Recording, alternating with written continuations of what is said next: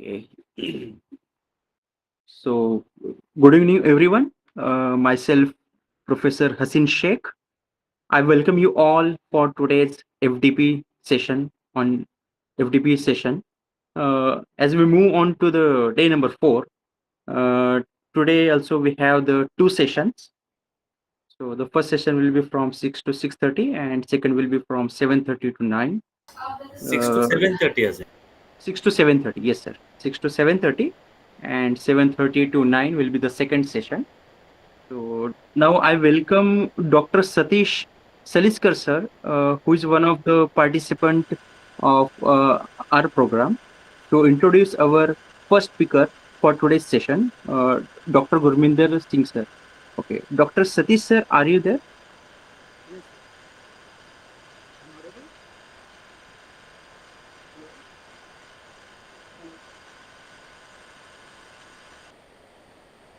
Hello? Dr. Satish sir? Hello? Yes, I'm audible, sir. Hello? Hello? No, sir, you are not audible. Okay, just a second. Sir is not available. Audible, huh? Yes.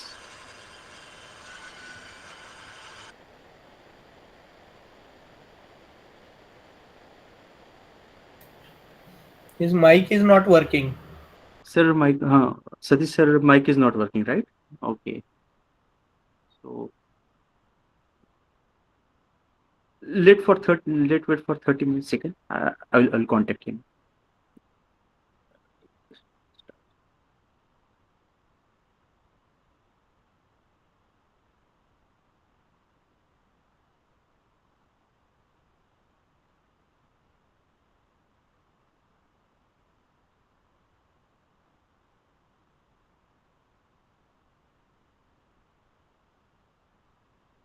Dr. Satish sir, uh,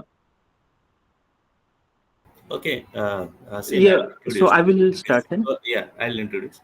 No You problem. oh, So, okay, okay. welcome to all the participants and welcome to this session's expert, Dr. Gurminder Singh. I welcome Dr. Gurvinder Singh sir for this particular session. Dr. Gurvinder Singh sir is associate professor at IIT Bombay with 10 years of academic and research experience in advanced manufacturing and materials engineering. Sir has worked in the area of additive manufacturing, biomanufacturing, biomaterials, Hello, polymer.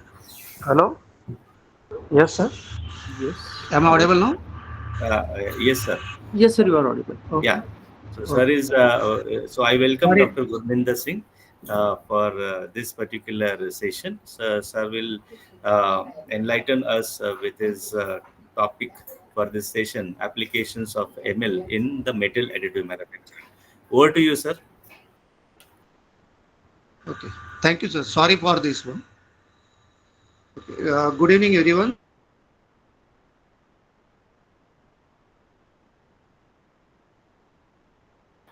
Gurminder Singh, sir. Over I to will you. I will unshare my screen. Just a minute, sir. I will unshare my screen. Okay, Understood. thank you. Thanks for the introduction. I will share. Give me 1 minute. Yes.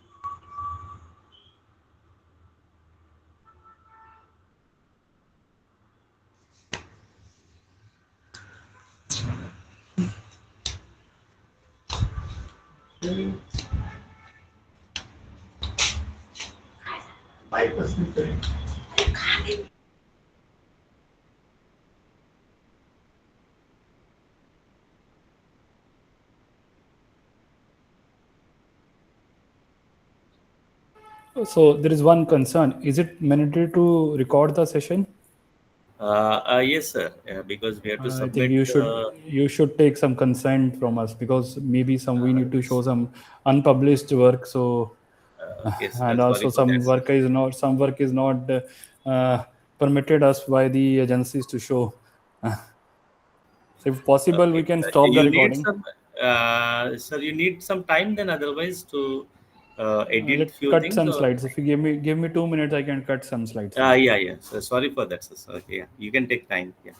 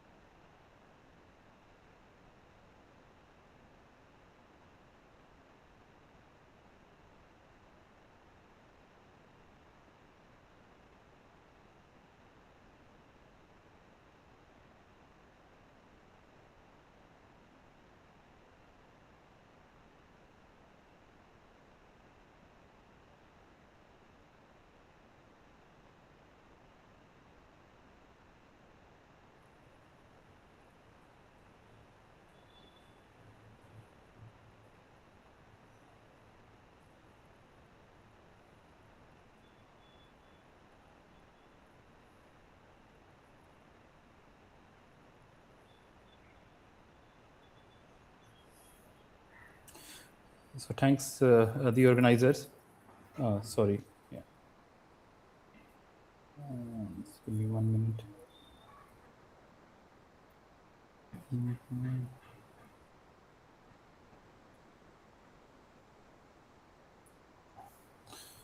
Okay, I think it's fine. You will not hear from my AI bot.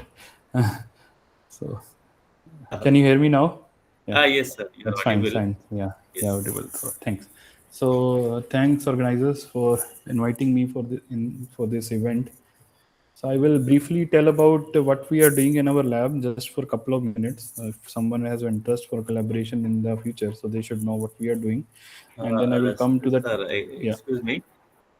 I think in the window which you have shared, the mobile is also getting visible. Okay. Uh, yeah. Okay, just 1 minute. Yeah, let me just take it away. This is perfect. Okay. This is fine. But It was fine. I mean, just before some just second, you did just something. when Yes. 1 minute, 1 minute.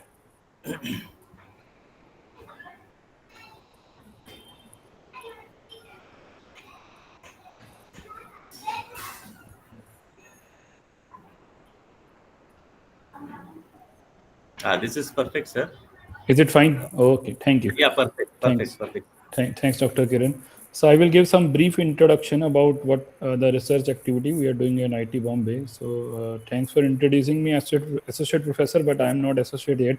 So I am assistant professor. Soon, by God, definitely it will be in future. So I'm leading the Shape the Material Lab. So we are basically a 3D printing group where we are trying to use different kind of manufacturing processes and come up with some unique way to tackle new type of materials. So our group is working on 4 different domains. One is for design for manufacturing, where we are trying to develop some topological optimization algorithms and non-planar 3D printing algorithms for the next generation shapes. And the second work is on the novel additive manufacturing process, where we are working on metal extrusion 3D printing, where it can be used for industry scale, and ceramic 3D printing. So we are developing some methods and combining 2 or 3 different kind of manufacturing processes like subtractive, additive, forming, and laser. One goal from fabricating, finishing, and even coating at a one level. And the third one is materials for additive manufacturing. So it's not sometimes not possible to print every material. So like so there are many different set of materials which are not able to which are not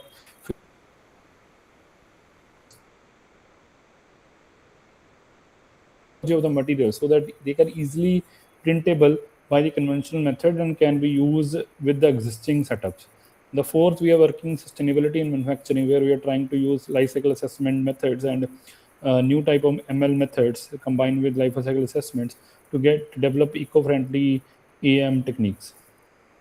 So at present, we are working in experimental and simulation also. So we have good set of metal 3D printing setups for from powder bed fusion, from direct energy deposition, and to ceramic 3D printer, and polymer 3D printer, and hybrid 3D printer, where we are combining polymer and polymer 3D printing and subtractive manufacturing on 5 axis domain to print complex shapes. And also we are working on advanced characterization techniques, mainly on microtomography, where we can get the inside data and can developing algorithms to extract the porosity, different kind of phases in the sample, which can be related to the physics.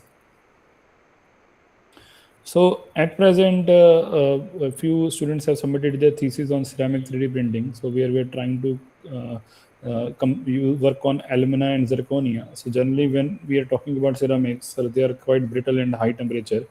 So they are very difficult to manufacture easily in industry. What they are doing, they are just having powders and just pressing them and putting it in the furnace just for the densification. So that is very easy method and quite efficient method when we're going to a mass production. But every time we can't change the dies to make a complex part. So where now the 3D printing come up with a picture where we need a customized shapes and customize a part with the internal cooling channels and other behaviors.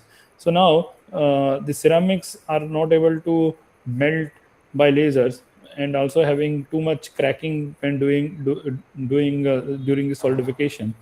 So we can use the industrial method of furnace of sintering, but the shape can be given by combining the ceramic particles with the UV light source based system.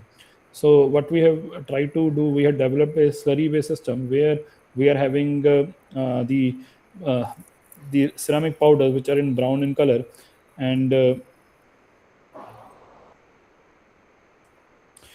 the binders are there which are yellow, and blue are surfactants, so which is giving the full good dispersion for the ceramic in the binder system.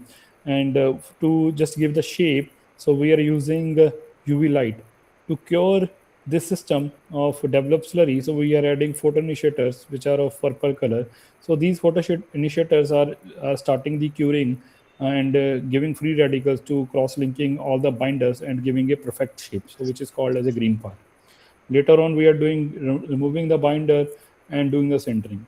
So it looks very simple, but there are a lot of complexity. How the laser is penetrating inside, what kind of behavior is happening, photons, whatever actions are happening, and you are getting poor curing, and you're getting porosity inside the interlayer, and the whole the layers are joining. So we have come up with a physics-based model and try to overcome these issues. And our parameters, set of parameters given for different set of materials, alumina, zirconium, PZT, they are efficiently working fine.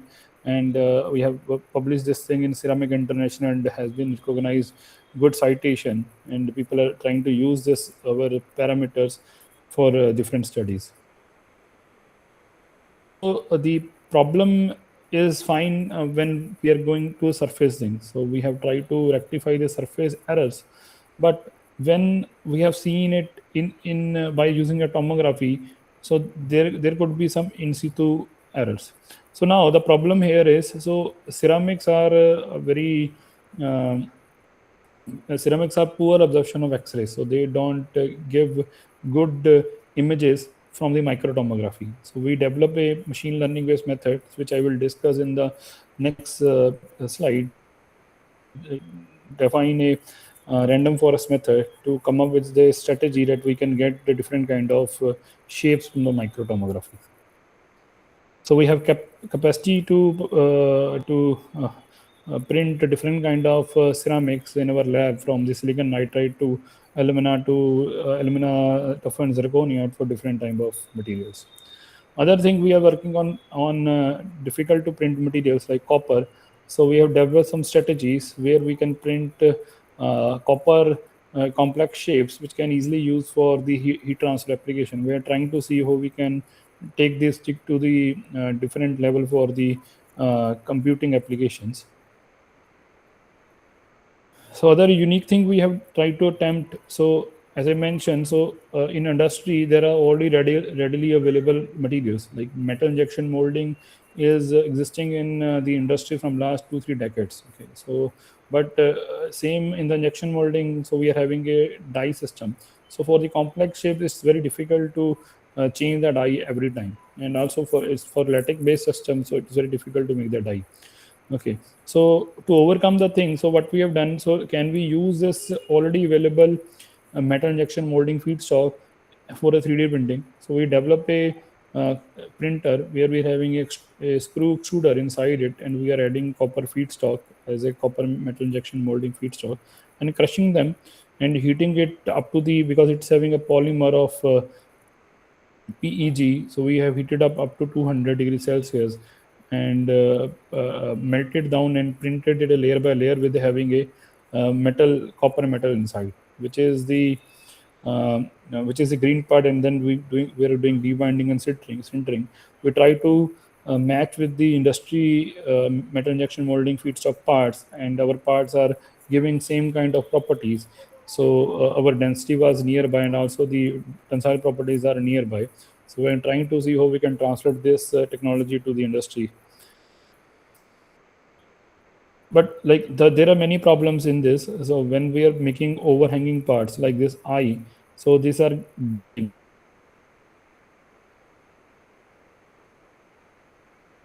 things. So I will discuss in the next slides about this.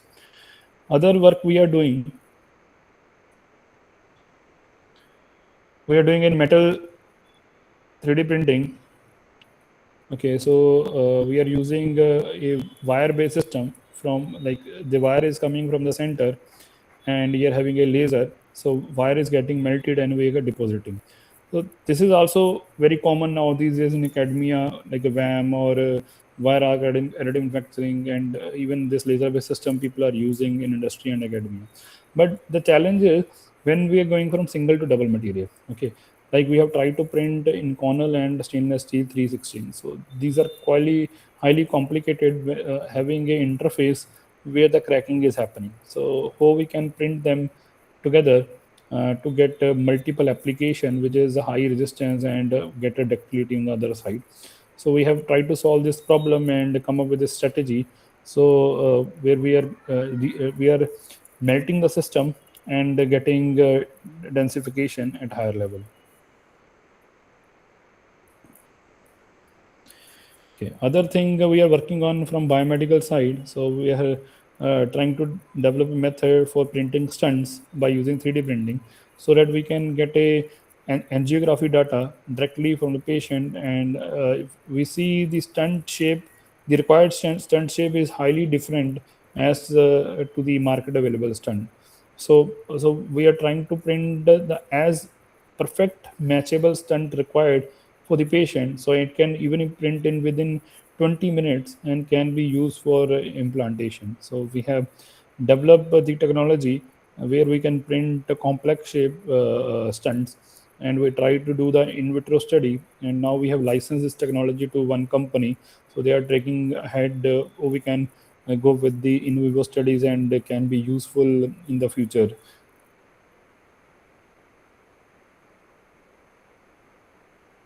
Developing machine learning based tribologies for the bearing applications. So we quite publish in high impact factor journals and license some patents in the past couple of years. And also our lab has received some awards about IIT Bombay Early Research Achiever Award, INA Young Associate Engineering Award, a few recognition international national level. So let me come back to the topic of the day.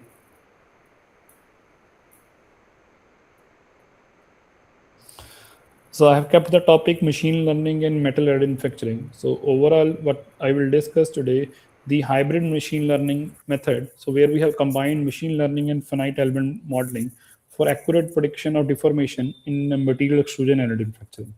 I will give some background for the better understanding.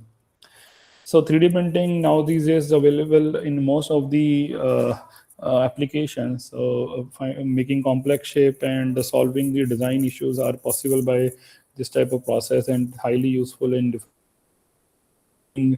to the academics from the ETH Zurich to IIT Bombay to other IITs or colleges in India. People are working on 3D printing itself. So if I broadly explain 3D printing for the metals, so we can categorize them in four different methods. One is where we are having a powder-based bed. So we are having a powder-based bed, and we are having a energy source of laser. It can be a laser, it can be electron beam. Okay, so it can be of any type of energy source which can melt the powder, and by the layer by layer method, we are printing the part. Other is we instead of using the powder bed, we can use directly the wire, which I've shown you. So we directly the wire can feed, and we can melt it. So it can be used by, it can be a wire arc additive manufacturing, it can be direct energy deposition, it can be a lens, it can be any technology. Other methods are without using any type of energy. Okay, so here in this type of method, so we are using binders.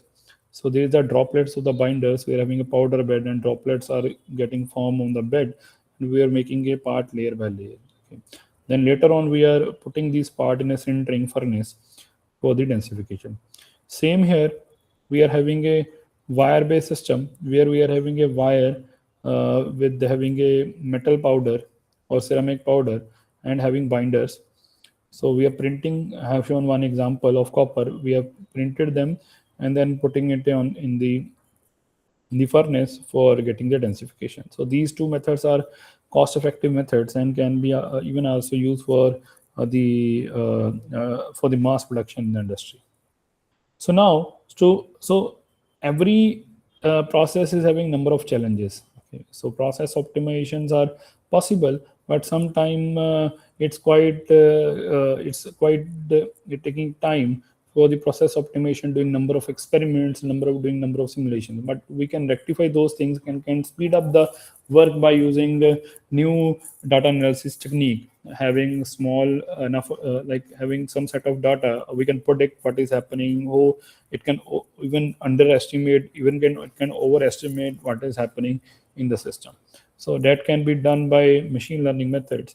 So now these days, machine learning is I think is everyone is running behind it and know basic fundamental of the machine learning. So I've just kept 2-3 slides for understanding. So in the machine learning, so it's a artificial intelligence technique that allows a machine or system to learn data automatically and make decision or prediction without being programmed. So it can learn thing, it can tell what is happening and what changes have been happen in the system and how we can rectify. So there are 4 categories basically people have tried to do with the unsupervised learning, supervised learning, and semi-supervised learning and reinforced learning. So I've given a few examples to understand that from the basic layman side. So for the supervised learning, like we are having some set of data, okay, and then also we know. So there are 3 kind of classification. So it can be a cow, it can be elephant, can be a camel. So our algorithm knows these 3 different type of things are available. So from the data, it can easily do the sorting and can categorize which is elephant, which is cow, and which is camel. Okay. So we have tried to implement this type of algorithm by using random forest method on the tomography. So when we are getting the ceramic tomography results, so we are getting this type of images. So this is not giving you perfect estimation like when we doing segmentation or thresholding, like to find this is a pore, this is not a pore. So it is very difficult to do it because the contrast is not much clear. Okay. So what we have done, so we have trained the images. So we have taken around 200 images and train every image. We just have a image and sketch it. This part is the porosity, and this part is the crack, and this part is not a crack and nothing. It is nothing.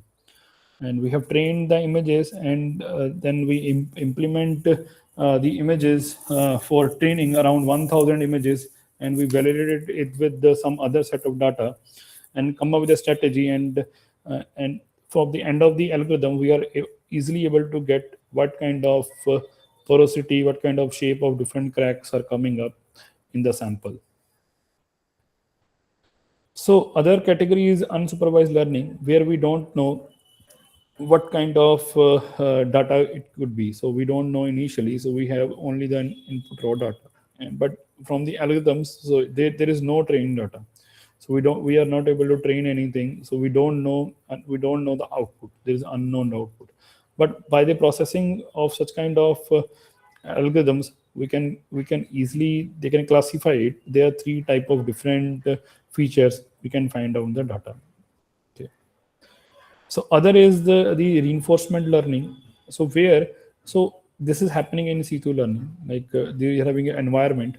Okay, so you're having some sensors data there, and you're having some agent, some algorithm. So which are sensors are getting data from the environment, and it is filtering out and finding what type of problems are there, and if something need to change, it is doing the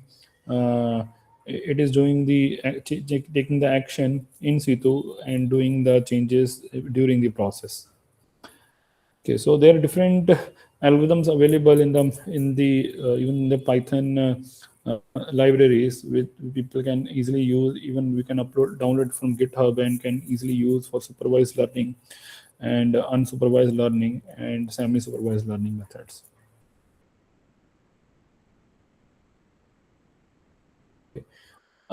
So these things are very fancy.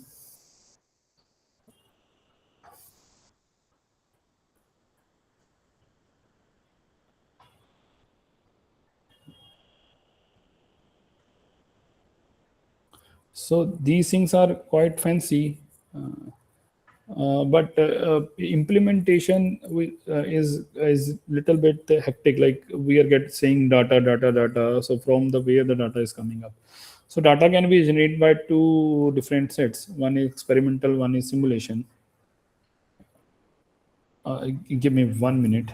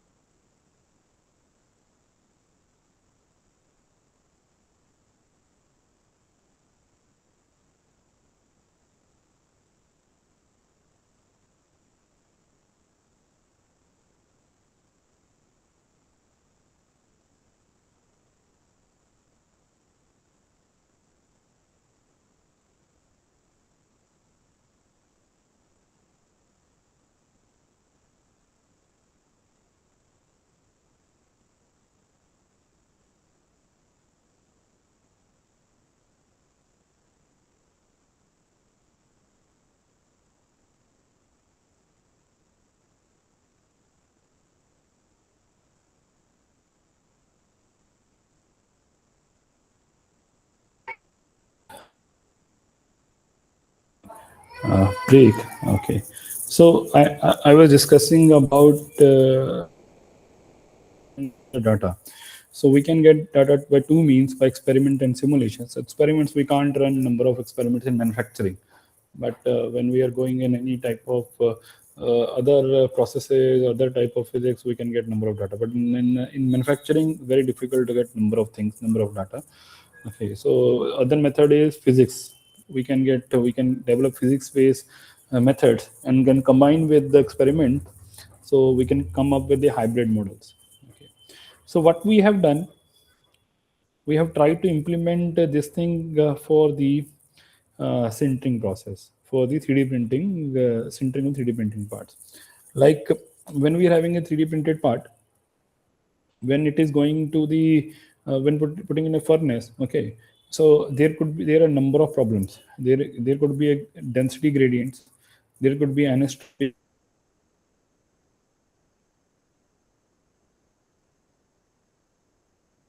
there are gravity play.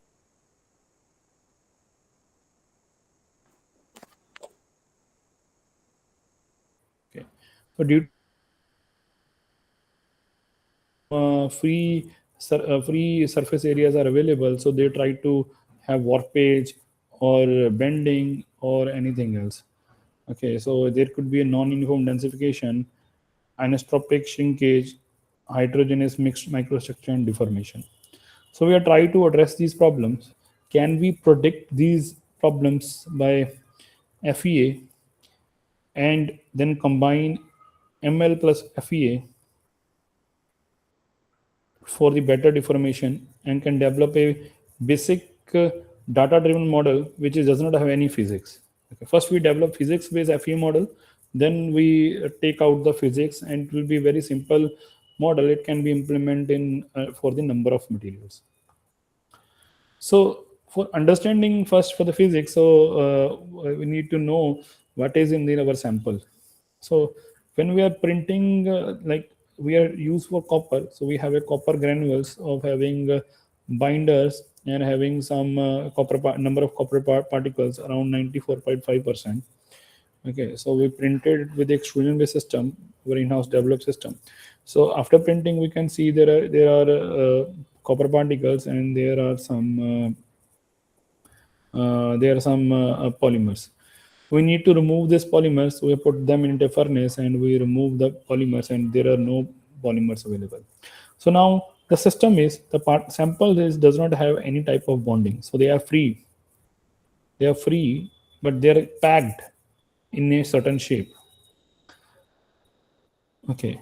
So now what will happen? See, if I heat up these particles, okay, so they will move, and at the atomic level they will try to create a bond. Okay.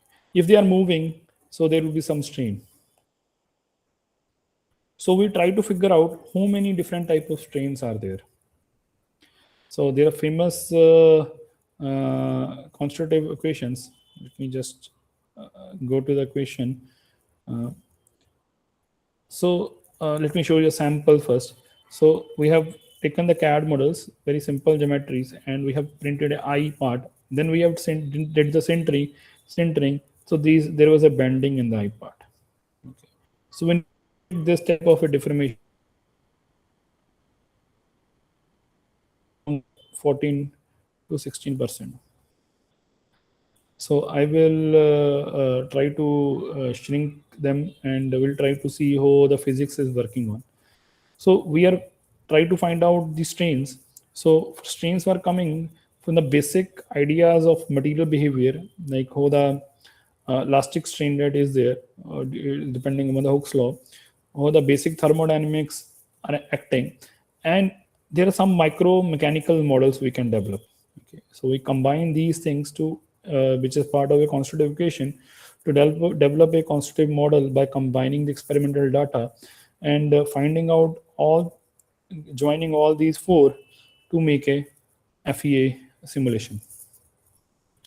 So the four strains were, one is elastic strain, another is thermal strain. Thermal strain is due to the expansion and the contraction. When we are heating any sample, so there will be, sample will try to expand, and when the sample will try to contract. So there will be change in the length due to the thermal expansion coefficient. This is also the property of the material. So both are the property of the material. The third and the fourth, the strain is, one is a viscoplastic strain and other is the free sintering strain. So free sintering strain is giving you behavior when two particles are joining at atomic level, how much changes are happening in the sample. And also the viscoplastic is when the materials are moving with each other when they are heated up. Okay. So these two things we have predicted from the certain experiments.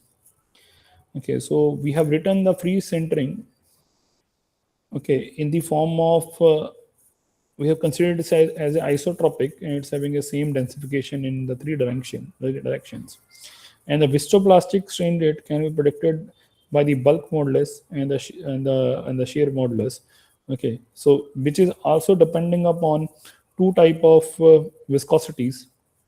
One is axial viscosity, and another is viscous Poisson ratio.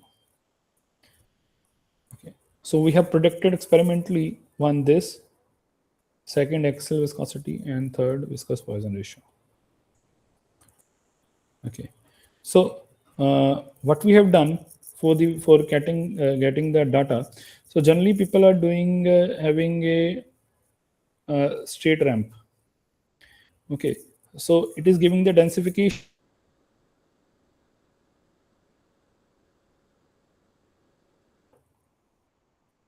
for this, so it will increase and it will go like this.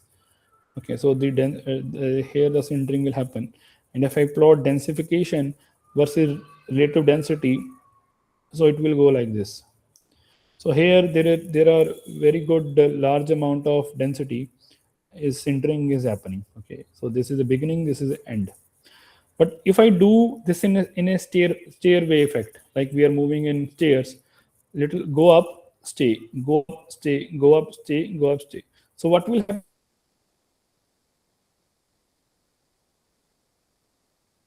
at a stair? It will move up, it will go down. it will move up, it will go down, it will move up, it will go down, it will move up.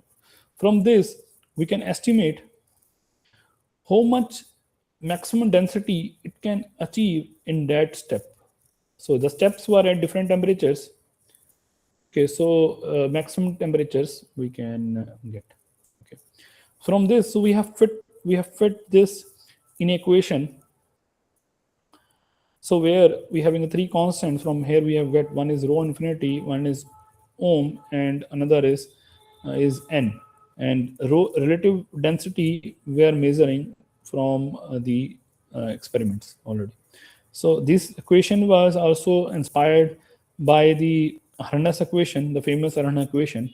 So this is giving us the exact data which we have fitted. So this is experimental data, and the red is our fitted data. It is giving us a good match.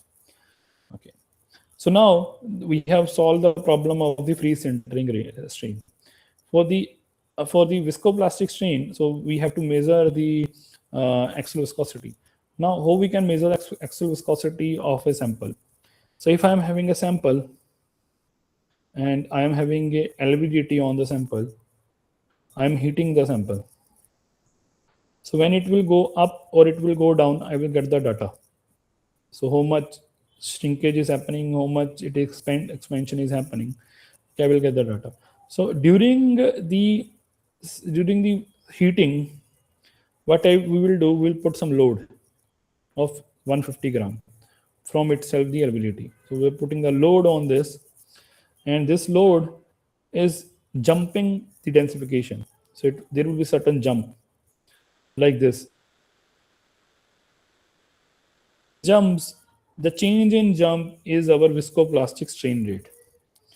Okay, so we have measured the viscoplastic strain rate with different relative density and with different temperatures. Okay, so we have fitted it with exponential equation because it is a function of temperature and is function of relative density. So now our having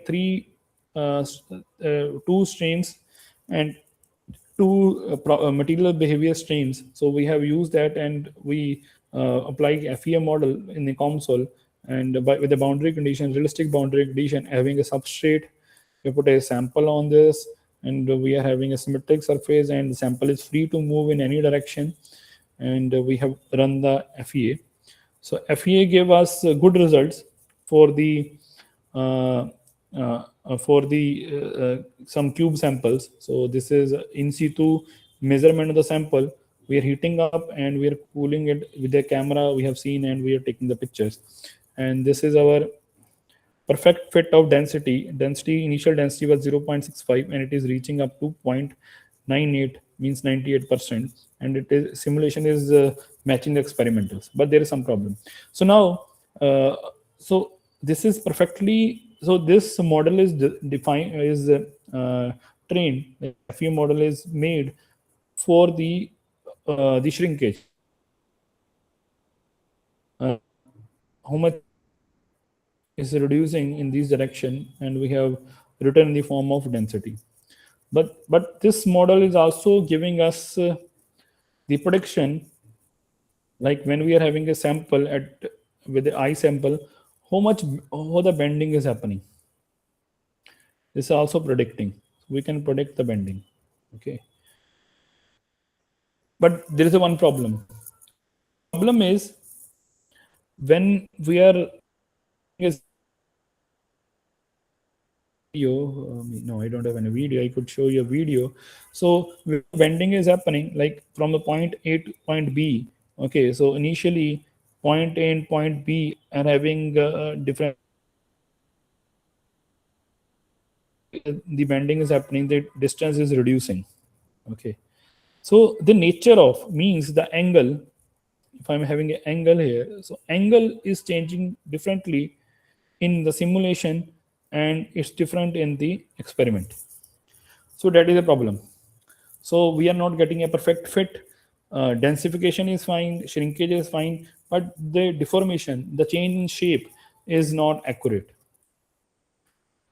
Also, the stresses. So the stresses which are coming up are are fine, and these are less than the yield strength of the copper, and the crack generation is happening at the joints.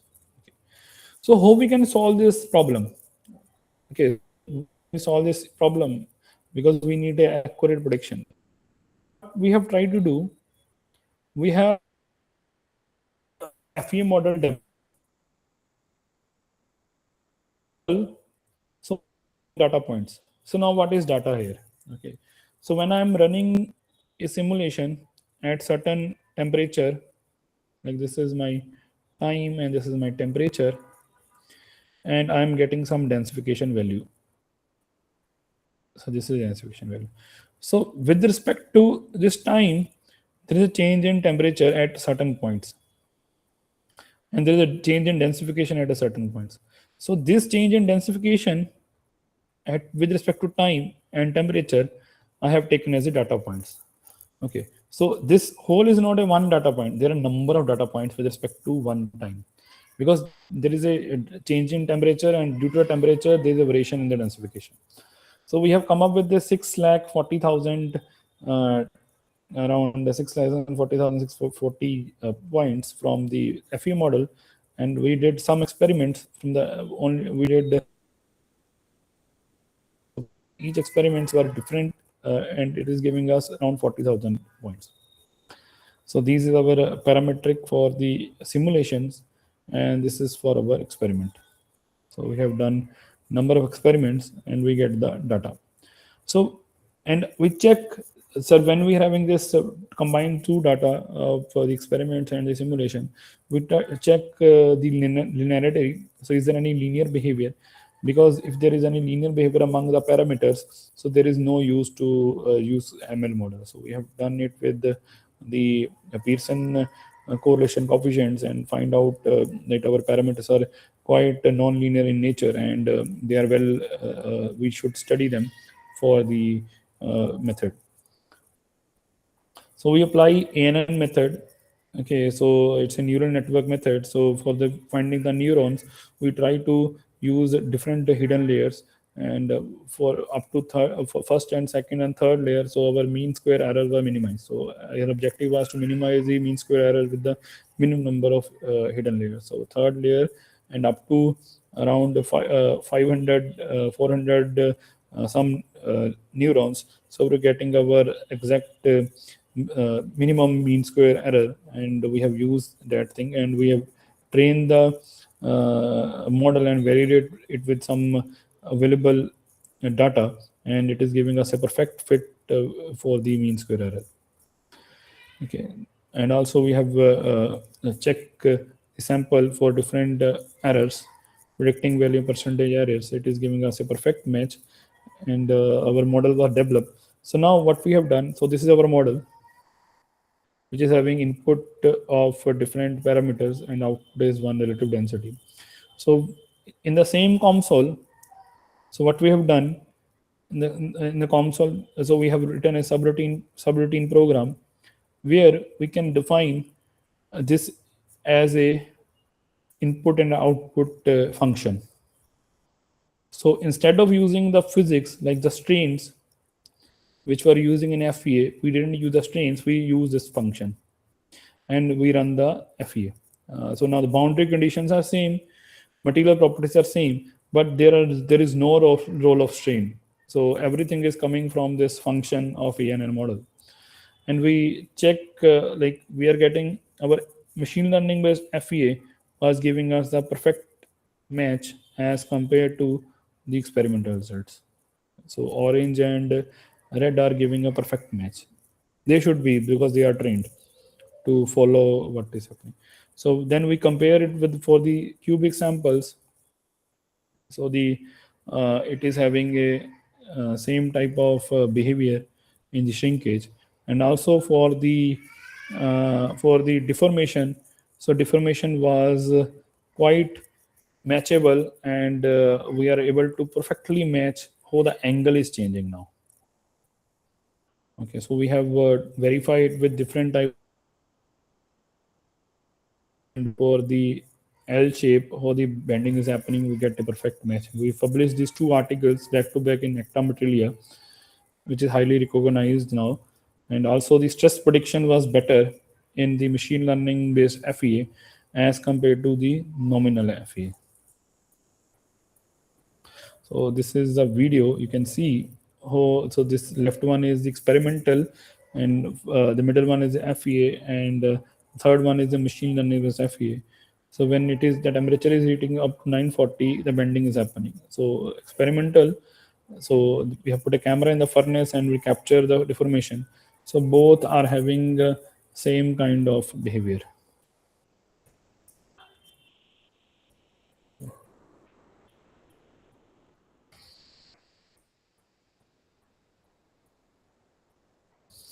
So I'd like to thanks my student for this work and for other works which we are doing in our lab, and also my funding agencies and industries. So I think I've tried to complete it in less time. Okay, so we can have for the collaboration or for the internship, please email, and my email IDs you can note out. Okay, thank you. Dr. Kiran Bore, I'm good. I think I have completed it before time. If you have anything, we can discuss.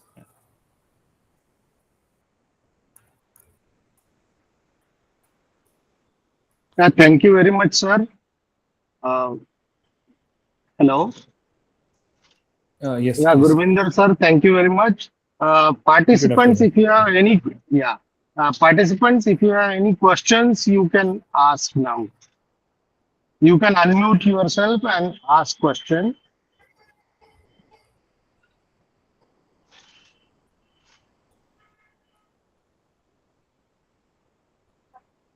Participants, if you have any questions, please unmute yourself and ask.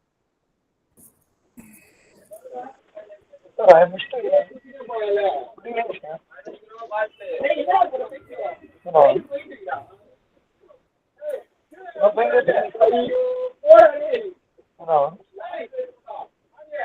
Am I audible? Yes, you are audible. Yes. Professor, it was a very nice, wonderful, insightful session. Actually, I wish to utilize your lab facilities. How can I approach you, Professor? So you can email. So there are a set of like procedure from IT Bombay. So those are available on websites. So you can just email. I can share the protocols we need to follow for the utilization of the lab facilities. Okay. You wish to collaborate with your team also. Yes, definitely. You can email me. We will see the possibilities. Definitely, Professor. Thank you. Nice session. Thank you, Professor. Thank you. Yeah. Is there any other question? So Gurminder sir, so regarding the simulation with FEA and ML FEA, so what is the difference between these two? Because what I understand, the FEA you have used that ME for analysis of this additive material. So whatever the testing or experimental data you use and the model predicted, that is feed to the FEA in the material properties, right? Yes. So the thing is, in FEA, so we are using constitutive equations. Okay, the different strain type of equations which I have discussed and shown. In ML with FEA, there are no those kind of equations. This is only an ANN model. So we have used that ANN model, develop ANN model, like which is having, we have just put some parameters and it is giving you some value. Okay, so it was giving you one value. Okay, so but when we are adding it as a function with the FEA, so in the FEA, the each element, like when we are having a cube, so each element or each nodal value is having back end of the ANN model, not the constitutive equation. There is a difference between them. Okay, good, thanks.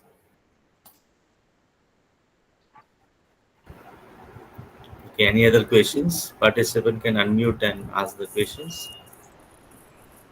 Sir, is the next session will begin from 7:30? That's okay. 7:30. You ask questions first. I mean, if any. Sir, no questions, sir. Participants can unmute and ask the questions if they have.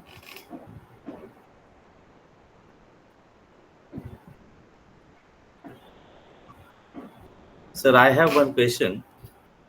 Yes, please.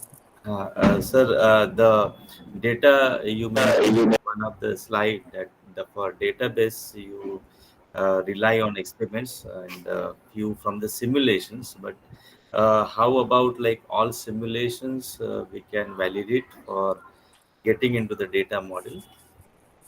Yeah, that is possible, but if there are some validation that are really important. So better to, like, if you have a FEA model, some models are there, but first validate them with some less number of like, better to validate the corner points, which are the most significant areas. So validate them, then use it as a for the ML model. Otherwise, it will always mean a black box. We don't know what is happening. So some random results will come, so we can't rely on them. Okay. Okay. Thank you, sir. Thank you very much for this clarification. Thank you, Dr. Ken. Yes, sir. So it was wonderful talk, sir, and really it was a more insightful we get from this fusion of both like AI, ML, disruptive technology, and 3D printing is also one of the disruptive technology. How both meet together. So one more thing, like what are the commercial machines wherein the ML is built in into the system? So now these like for 3D printing, there are not much. People are Okay. selling in India with on FDM saying we have put a camera and you can have a develop machine learning model. So, but they are not Okay. anything developed. So because it can be used for failure analysis, like if you're printing a part in a mass production and Okay. how the part is failed, and it should automatically stop, or it should automatically stop and start a new print. So those Okay. things can be useful, but at present there are not much companies doing like this. Okay. But they are like for robotic assisted 3D printing, people are doing. Yeah. Okay. Yeah. Yes. Thank you, sir. Thank you very much once Thank you, Dr. again Kiran. for Thank this you. particular session. Thank you. And for Thanks for the participants, invitation. so the next session will start at 7:30. It will be by Professor Sarvana Kumar from IIT Madras. So you can stay tuned or you can take a break and join again. So let us meet at 7:30.